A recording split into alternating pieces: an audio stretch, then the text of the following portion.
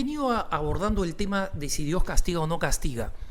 Y en esto me he visto obligado a hacer una explicación amplia de cómo la posición de que Dios castiga parte de una concepción errada de la apologética, y en consecuencia este punto de vista de esta ocasión no se va a poder entender sin los tres puntos de vista anteriores. He dedicado uno a cómo no se hace apologética número 1, cómo no se hace apologética número 2, en la que explico la manera errada de aproximarse a temas como este y específicamente a este, ¿no? Es decir, con una visión que rechaza la razón teológica y que es el problema fundamental de mi interlocutor. Y luego he dedicado el programa anterior, el previo a este, a que nuestros queridos amigos, los que están interesados en este tema, lean la parte del catecismo que describe la naturaleza de Dios, porque eso da el contexto en el que se realiza esta discusión. Cuando la discusión se la quiere abstraer del tejido teológico, del marco teológico en el que se inserta la naturaleza de Dios, entonces simplemente se convierte en un uso de citas, que ya en mi primer programa denunciaba como la forma totalmente protestante de utilizar el magisterio, donde yo puedo creer que puedo callar a otro o demostrar que es un asunto de doctrina decir que Dios castiga porque he conseguido una selección de textos de donde se podrían sacar textos exactamente contrarios, como el caso de Juan Pablo II, por ejemplo, ¿no? Entonces, justamente allí es importante señalar que para el desarrollo de la apologética y en general de la teología se necesita de la razón teológica. Y ese es el tema que voy a abordar fundamentalmente hoy. El que dice que Dios castiga, y que es doctrina absoluta en la Iglesia de que Dios castiga, una vez que ha hecho esa afirmación basándose en un uso aislado de los textos, cree que el tema se ha cerrado. El tema no se ha cerrado. El tema se vuelve todavía más complejo y comienza a chocar con otras afirmaciones de la doctrina católica. Y aquí es donde yo digo que el problema es un problema del no uso, de la renuncia al uso de la razón teológica y de cómo una afirmación que esta persona afirma es doctrinal, luego lo mete en problemas para insertarse en la explicación del misterio del mal. Y sobre el misterio del mal, hermanos, los teólogos han discutido años de años. Yo solamente quiero señalar que yo me inserto aquí en la tradición, no como Alejandro Bermúdez, que según este interlocutor se ha equivocado porque el Señor encontró 5, 6, 8, 10 citas aisladas en algunos textos magisteriales, ¿no? Se tuvo que ir hasta el Concilio de Trento, no he encontrado nada en los concilios recientes, ¿no? Y si lo encuentra, lo va a poder encontrar, porque yo nunca he negado que hay una asociación entre Dios y la palabra castigo, ¿no? Especialmente cuando se hace referencia al Antiguo Testamento y cuando los papas explican pasajes del Antiguo Testamento, ¿no? Pero vayamos al caso este. Si Dios castiga porque es justo, entonces esa persona va a afirmar sí, muy bien. Entonces, ¿por qué una persona que es buena, fiel a Dios, de pronto pierde sus hijos? Una tragedia terrible. ¿Eso es castigo? Supongamos que se trata de una persona fiel, porque hay muchas personas fieles que nosotros conocemos y sabemos de muchos santos, ¿no? Y sabemos de muchas personas ejemplares que han recibido una serie de tragedias en su vida, de situaciones dolorosas. ¿Ese es castigo o no es castigo? Para quienes dicen que Dios castiga, ese es un castigo. Es una cosa mala que sucede en la vida. Entonces, obviamente esta persona va a decir, no, puede no ser un castigo, puede ser una prueba. ¿Quién diferencia la prueba del castigo? ¿Quién la diferencia?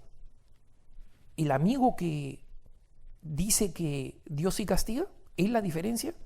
O sea, que él puede interpretar a Dios, él puede decir cuándo Dios castiga y cuándo prueba. No.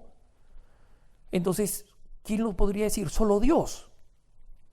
Pero si es solo Dios, la persona que recibe ese mal, ¿cómo sabe si es un castigo o una prueba? ¿Revelación personal? No lo sabría. ¿Se dan cuenta de la contradicción? ¿Cómo puede ser Dios justo y mandar un mal y este mal cae sobre una persona buena? Si es castigo, ¿por qué está castigando a una persona buena? Y si Dios es justo, ¿por qué no castiga a una persona mala? O sea, hay personas que creen que este problema se resuelve diciendo, no, mira, Jesucristo mismo dice que Dios hace llover sobre buenos y malos. No, un momentito.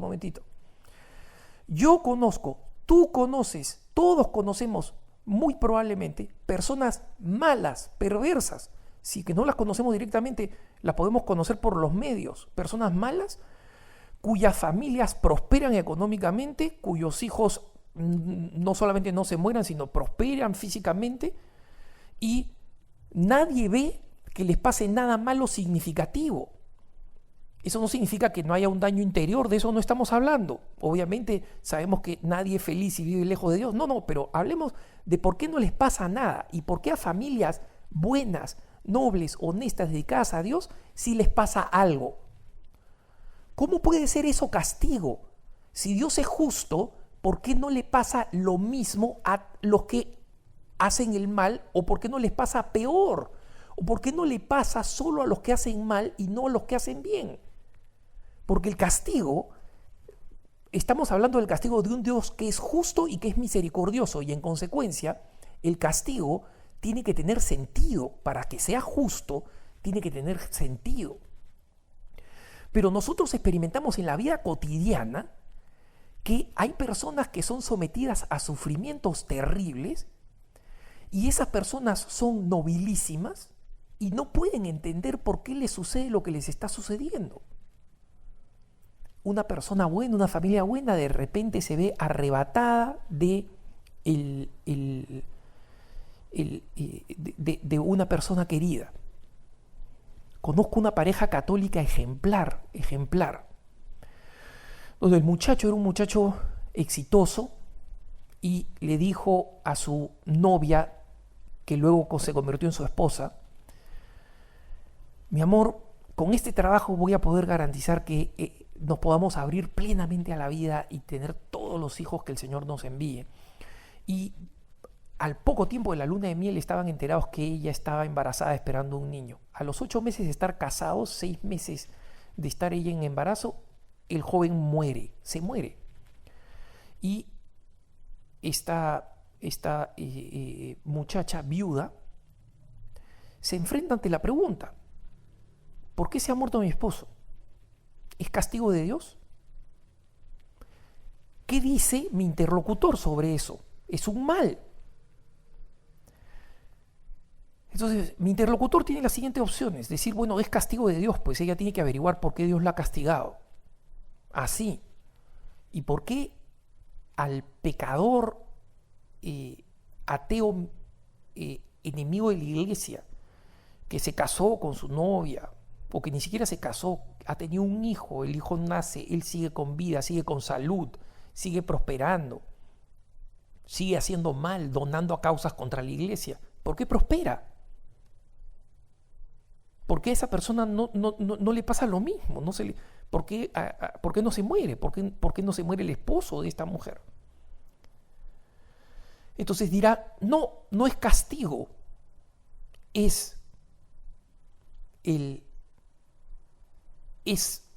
el caso de ella es una prueba. Muy bien. Volvemos al punto. Si es una prueba, ¿quién dice que es una prueba?